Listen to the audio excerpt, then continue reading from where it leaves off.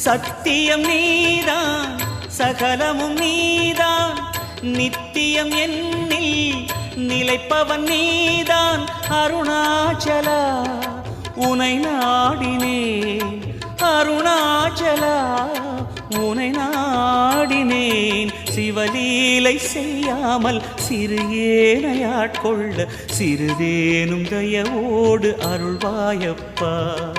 சிறிதேனும் தயவோடு அருள்வாயப்பா